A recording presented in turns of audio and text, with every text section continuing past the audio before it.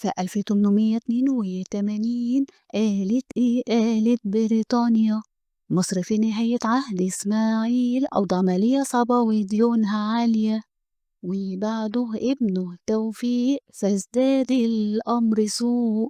قالت دي فرصتي الهايلة لأضم مصر ليا، فأرسلت قوات بريطانية لفين الإسكندرية، واتواجهت مع قوات مصرية بقيادة أحمد عرابي اللي قال راح أدافع عن أرضي ده ترابي، بس للأسف انهزم لتفوق أسلحة بريطانية، ومن هنا الاحتلال بدأ للأراضي المصرية.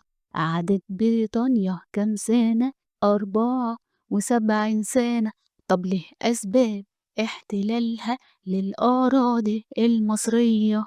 من أجل تحقيق أطماعها الاستعمارية، ولأجل تأمين تجارتها في الهند ومستعمراتها.